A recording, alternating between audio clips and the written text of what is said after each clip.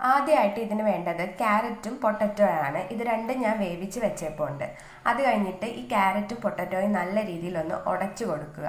നല്ല രീതിയിൽ മിക്സ് ചെയ്ത് ഉടച്ചു കൊടുത്തിട്ട് ലേശം ഉപ്പ്, മുളക് പൊടി ചേർത്തതിന് ശേഷം ലേശം മഞ്ഞൾപ്പൊടി ചേർക്കുന്നുണ്ട്. ഇത് രണ്ടുമേ ചേർക്കുന്നുള്ളൂ, കാരണം കുഞ്ഞുങ്ങൾക്കായതുകൊണ്ട് അധികം മസാലകളൊന്നും ചേർക്കുന്നില്ല.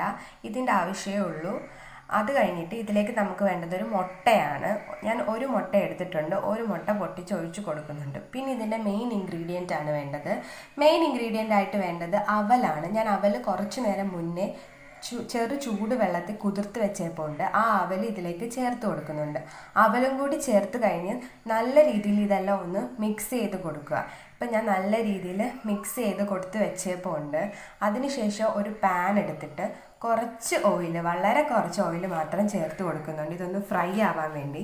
എന്നിട്ട് നമുക്ക് ഇഷ്ടപ്പെട്ട ഷേപ്പിൽ ഇതൊന്ന് ആക്കിയിട്ട് ഞാനിവിടെ ഒരു പാറ്റി പോലാണ് ആക്കിയിരിക്കുന്നത്.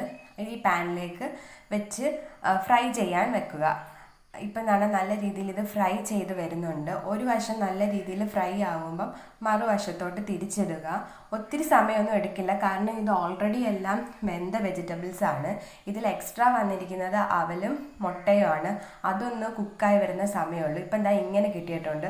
കുട്ടികൾക്കൊക്കെ ചില ദിവസങ്ങളിൽ ഫ്രൈഡ് ആയിട്ടുള്ള സ്നാക്സ് കഴിക്കണമെന്ന് തോന്നുമ്പോൾ നമുക്കിതൊരു ബെറ്റർ ഓപ്ഷനാണ്. വെജിറ്റബിൾസ് ഒക്കെ